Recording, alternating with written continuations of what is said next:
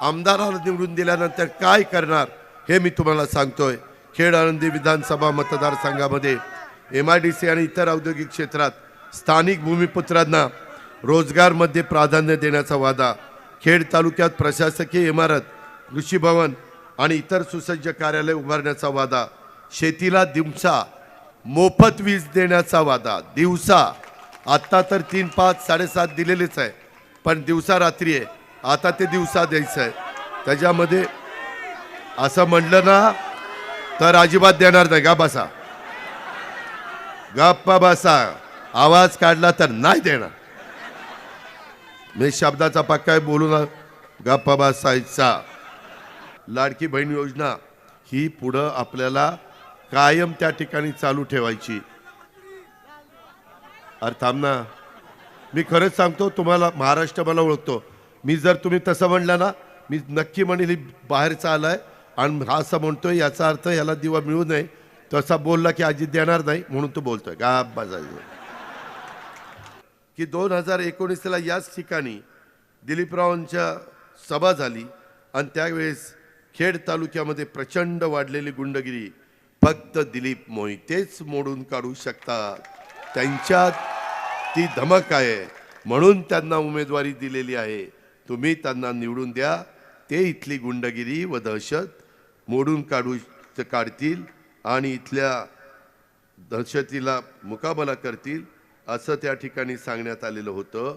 हे 2019ला सांगितलं, मी आज आपल्याला सांगतो आता पुन्हा 5 वर्षाकरता निवडून द्या, दिलीपराव दहशत गुंडगिरी मोडून काढतील,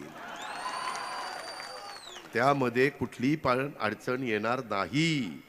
या आमदारांच्या मध्ये ती धमक आहे। मी पण पोलिसांची मदत त्या ठिकाणी देईल, जे चुकीचं असेल ते चुकीचं, ते कुणी का असेना, CPला सांगेल, SP ला सांगेल, जे कोणी PI PSI असतील त्यांना त्या ठिकाणी सांगेल, त्याबद्दल दुमत असायचं काही कारण नाही, त्याबद्दल आपण काळजी करू नका। अजूनही आरोग्याच्या बद्दल, अजूनही शिक्षणाच्या बद्दल, अजूनही इतर कुठल्या कामाच्या संदर्भामध्ये हे प्रश्न सोडवण्याच्या करता देखील आपल्याला राज्य सरकार आपल्या विचाराचं असलं तर त्याच्यामध्ये अडचण येत नाही, कारण केंद्र सरकार आपल्या पाठीशी आहे, केंद्र सरकार आपल्याला मदत करायला तयार आहे। आणि म्हणून माझी तुम्हाला सगळ्यांना सांगणं आहे, आपण प्रचंड संख्येने आलेला आहात, खूप काही गोष्टी अजूनही सांगण्यासारख्या आहेत।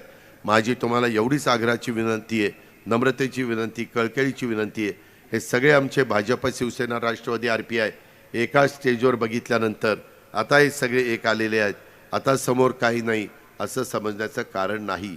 निवडणूक कधी एकतर्फी नसते, आपण अतिशय काळजी घेऊन निवडणूक लढवायची असते, ही गोष्ट लक्षात ठेवा।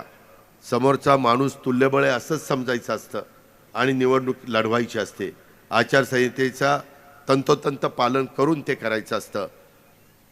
खेड राजगुरूकरांनो, तुम्ही तुमचं काम करा, मी आपल्याला सगळ्यांना शब्द देतो, ह्यावेळेस माझ्या जोडीला दिलीपराव मोहिते पाटलांना मंत्रिमंडळामध्ये घेण्याच्या करता मी त्या ठिकाणी कमी पडणार नाही, हा शब्द मी तुम्हाला देतो।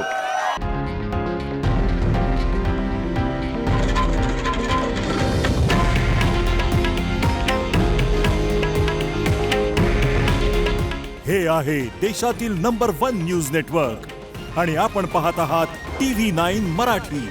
काळजी तुमची, हित महाराष्ट्राचं।